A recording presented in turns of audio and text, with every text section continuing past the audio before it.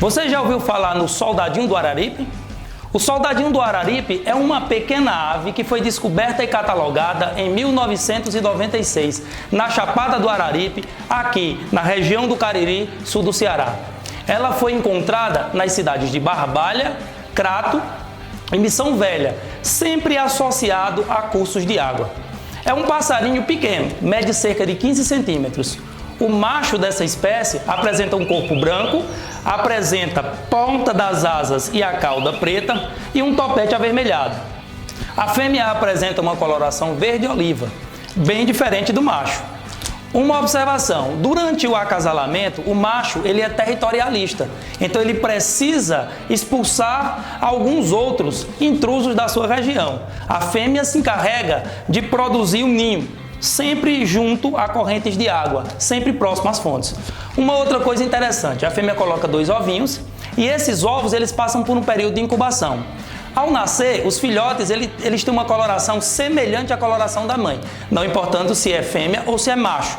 Após aproximadamente um período de 2 anos, o macho ele já está completamente diferente, certo?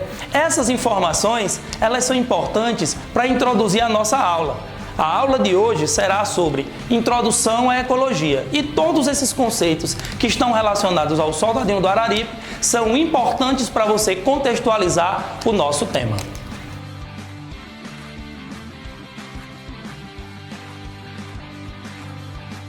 A ecologia é a parte da biologia que estuda a interação entre os seres vivos. Os seres vivos interagem entre si, sejam indivíduos da mesma espécie ou sejam indivíduos de espécies diferentes. Além disso, há a interação dos seres vivos com o ambiente. E para isso, nós precisamos estudar alguns conceitos básicos dessa disciplina. Vejamos. O primeiro conceito é o conceito de biosfera. A biosfera é a parte viva do nosso planeta. Você deve ter lembrado quando estudou hidrosfera, onde hidrosfera é a camada líquida do planeta. Litosfera, a camada rochosa do nosso planeta. Atmosfera é a camada gasosa do nosso planeta. Pois bem, a nossa biosfera é a camada viva do nosso planeta. Ecologia global é você estudar os seres vivos em sua ampla distribuição, como cada um é distribuído, quais as interações e quais os fatores que influenciam essa distribuição. Paisagem é um mosaico de ecossistemas conectados. Nós temos várias paisagens ao longo da superfície do nosso planeta.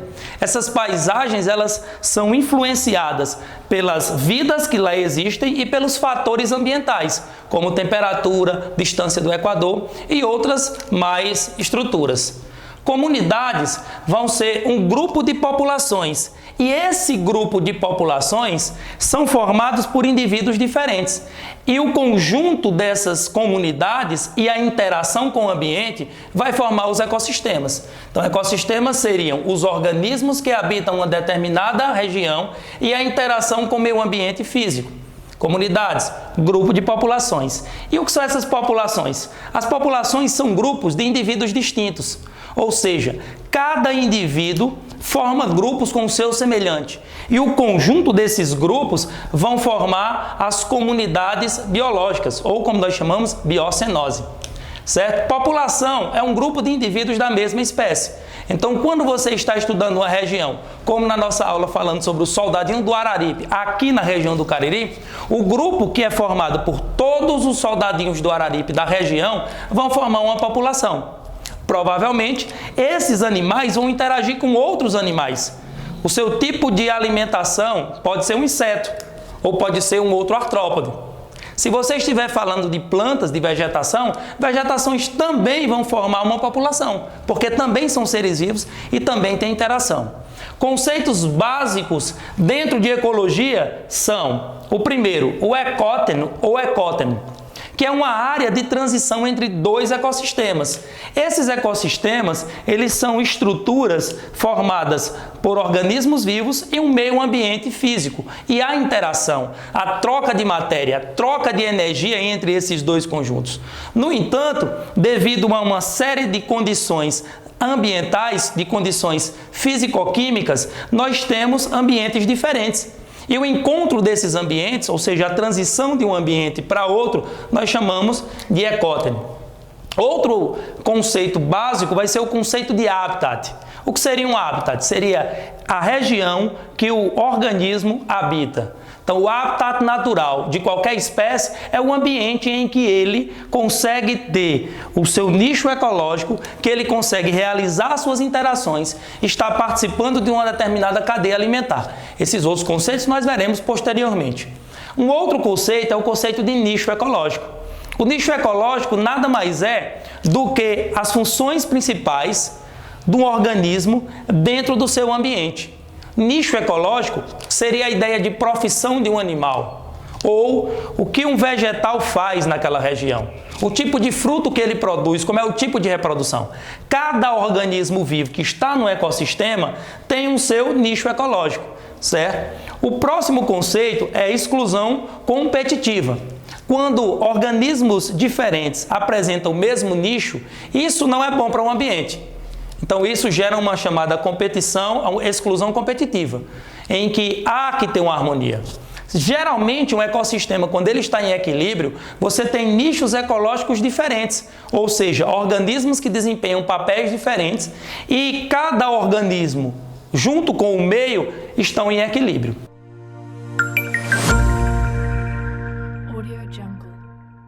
Dentro de um ecossistema, como nós estamos falando, há os fatores formados pelos organismos vivos e os fatores formados pelas estruturas físico-químicas que estão no ambiente. Um ecossistema, então, ele é composto por uma diversidade de vida, certo? E essa diversidade de vida, ela está conectada. Tudo é conectado por fatores bióticos e abióticos. Os fatores bióticos são os fatores vivos, todos os seres vivos, seja animal, vegetal, fungo, protista ou monera. Todos os organismos microscópicos e macroscópicos de um determinado ambiente são aqui, considerados fatores bióticos de um ecossistema. Os fatores abióticos são as estruturas que existem onde não há vida, mas que dá condição para essa vida se desenvolver. Dê uma olhada aqui comigo. Fatores abióticos, você tem a luz. A luminosidade é importante. Ela vai variar de acordo com o equador, para cima e para baixo, tá certo? A mudança de posicionamento do Sol em relação à Terra faz com que as áreas do planeta não recebam a mesma luminosidade. Então, existem lugares que são mais claros e existem lugares que são mais escuros. Sem contar quando você fala de ecossistemas aquáticos, onde a luz ela não consegue penetrar a diversas profundidades.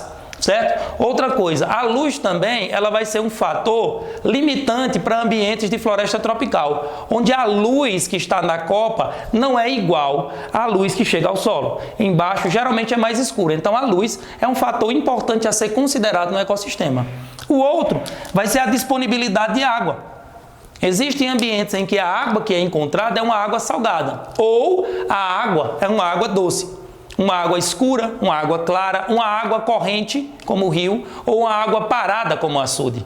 Então, toda essa estrutura de disponibilidade de água vai influenciar no ecossistema. A temperatura também é um fator importante.